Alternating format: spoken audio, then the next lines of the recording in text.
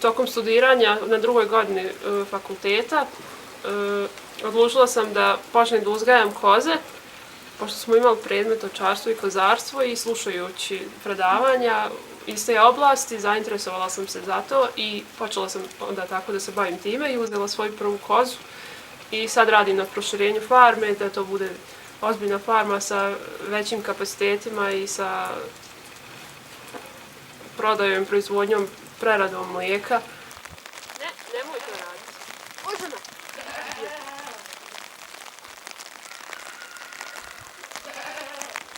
Ej.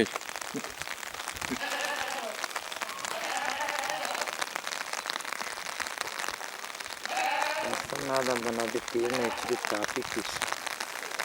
Počela sam sa uzgojem alpskih koza. Ta rasa mi se najviše dopala jer ima neke posebne karakteristike u odnosu na ostale rase koza i otpornija je i mliječnija i dosta je živahnijeg temperamenta, zato mi se isto svidjela.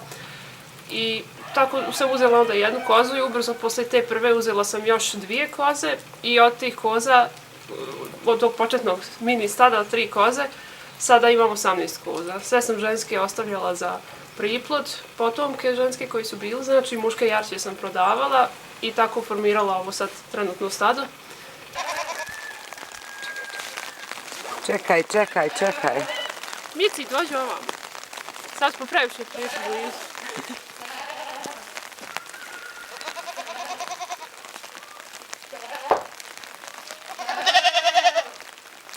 Počela sam da, kad sam imala veće količine mlijeka i mliječnih proizvoda, počela sam da ih prodajem. U početku sam više dijelila komšijama, poznanicima da probaju i onda sam istraživala i prikupljala recepture za razne sireve i vježbala, praksela se i počela onda da malo ozbiljnije to radim kad sam imala poslije veće količine mlijeka. I prodavala sam i zadovoljna sam. Ljudi su prepoznali to kao zdrav i kvalitetan proizvod i svi su bili zadovoljni.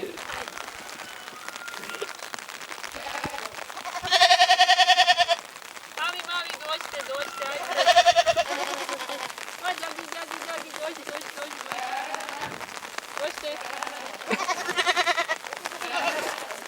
Dođite vam. Pa, alpske koze nisu sad previše zahtjevne, ali normalno morate da im se posvetite. Ako im date ljubav, pažnju i njegu i one će vama uzvratiti kroz te proizvode. Znači, ja na to najviše tako gledam. Prije svega ljubav i pažnja, higijena u staji, u objektu gdje one borave i redovna ispaša i što prirodnija hrana.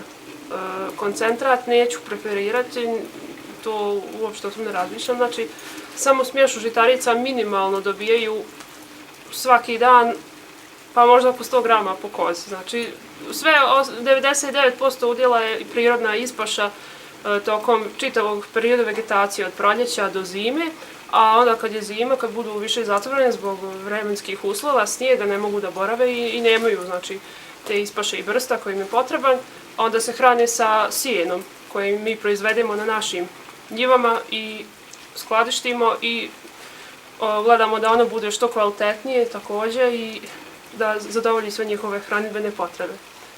I znači, one su, ako im samo pružite znači, sve takve uslove, one će biti i dobre i vesele i zdrave. O, Dagi! Dagi! Dođite vas. Čekaj, tamo bježi. Nemoj ići vanj. Za sad mi je ovo ovdje jedina opcija šta ću da radim u životu trenutno, jer sam diplomirala, znači završila sam poljoprivredni fakultet, to sam već rekla, i ja sad ovo sve što sam studirala primjenjujem u ovom poslu koji radim. I sad kad bi to svela na neki veći nivo, kad bude ozbiljna farma, ovdje se može od toga i živjeti i opstati. Prema mojim sagledanjima, ako se trudite i ako ste uporni, imate cilj da to bude sve kako treba i stvarno to želite.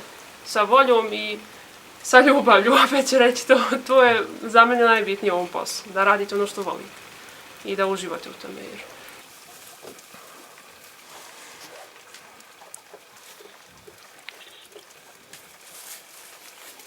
Vici, Ja na početku nisam uopšte razmišljala da ću doći u ovu fazu da razmišljam o nekoj velikoj farmi i stvarno ozbiljnoj proizvodnji, tako da s vremenom iz hobija preraste i u neki biznis, jer kad imate i svoju zemlju i sve ove površine sela su zapuštene, nažalost, baš upravo i to je razlog, stari izumiru, a mladi odlaze u inostranstvo. Šteta je da to sve propada, a na ovaj način se može iskoristiti i da se doprinose i zdravijem životu i sveukupnom boljem ophođenju, kako bih rekla.